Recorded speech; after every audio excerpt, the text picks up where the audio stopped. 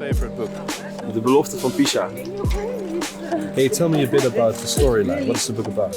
A boy in Amsterdam who has like a criminal brother, and he's very good at playing piano, and hey look, and in the end he's like not going into the criminal life, so he's on the good side. My favorite book is called Sapiens. It's about the history of humans and animals and everything that's ever happened. And is this something that you've learned from the book? Or perhaps maybe it's fine. That's a difficult one. I think maybe... that's a difficult one. Maybe staying on the good side, not going to fall for criminal traps. Okay. And is that actually something you apply to your life? Well, I'm very close to having like relations that are in the underworld, so it was very hard for me to stay out of it. You can tell. So the book helped you out? Yeah, something like that.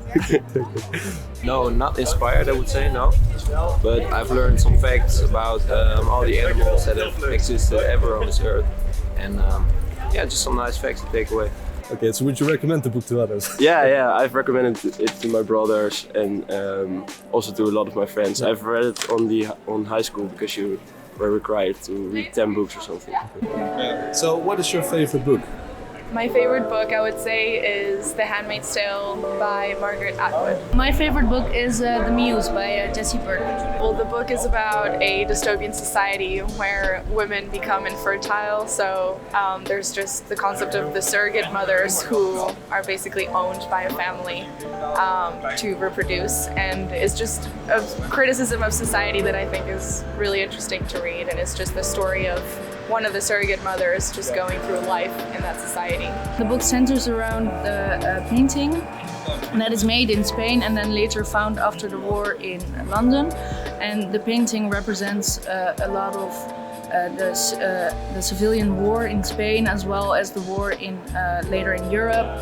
And it symbolizes a lot of the history behind it all. I've definitely learned to have a critical perspective on religion, for one, and also on like the basic needs and values of being a human and a mother. Yeah, the book really inspires me because it centers so much around art and the way art can symbolize wars as well as human interaction, and I think that's very inspiring and makes me look at art a different type of way. So would you recommend the book to others? Yeah, definitely. It's a great book to read, I think. My favorite book is Siddhartha. Well, Siddhartha is a young boy who starts a journey to find himself in a way. And in that journey, he finds Buddha. And that's where he realizes what really matters in life and what the important things are. Is this something that you've learned from the book? Exactly that. Exactly that. Yeah, certain things don't have to be pushed. That you will find your way just by letting go and doing what you really think is right to do. My favorite book is Vergeef from Willy Lamb. It's about an identical twin, but one of them has schizophrenia and the other one doesn't. And they have kind of a bad youth, and you see how they have a really complex relationship with their parents and with each other, because there's a lot of guilt from one brother to the other, and there's a lot of anger also involved. So that's kind of the storyline of what it's about.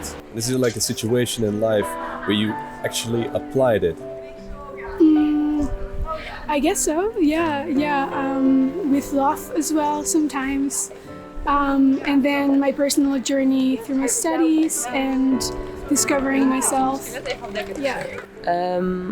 Well, during the book you see the main character really struggling with himself, and then you kind of think like, oh, just let it go. And that's something you also do yourself in your daily life. Like sometimes you get frustrated about stuff, you just have to let go.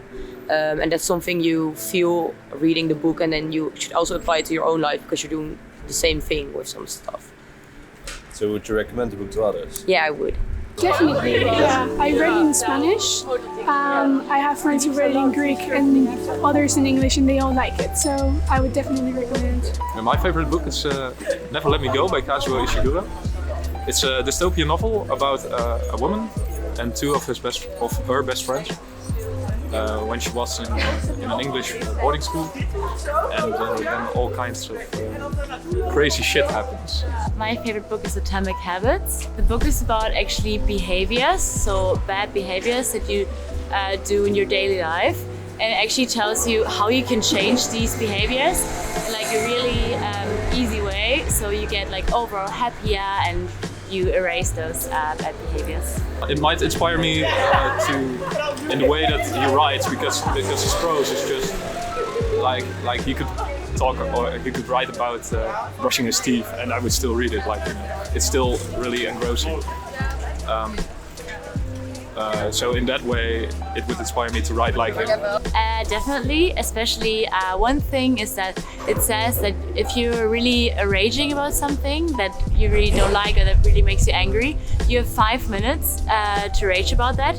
If it only has an impact in 5 years of your future. If it doesn't have an impact in 5 years or even longer, then you're allowed to rage longer about it, otherwise only 5 minutes. My favorite book is The Angel Maker by Stefan Druijs. This book is about a doctor that kind of wants to make the perfect version of himself. He tries to clone himself, and then a lot of stuff goes wrong with these kids because the cloning process did not go properly. My favorite book is The New Science by Giambattista Vico. So like the title says, it's a new science. It was written in the early 18th century, and it's about a whole new way of knowledge, of really going back to mythological thinking and the importance of imagination instead of reason. Something that I've learned from the book is that really most people just think in narratives. They seek out things that fit that narrative instead of reasoning what beliefs could benefit them. It's really about the beliefs that could benefit their thinking instead of objective truths, so to speak. It's about what they've made and how they can understand it. I think what inspired me, mostly I also like a lot about the biological stuff in the book, but next to that I think I learned something about the backstory, that people always kind of have a motive and you always need to look at both sides of the story. And that's something also you apply in your daily life? I hope I do.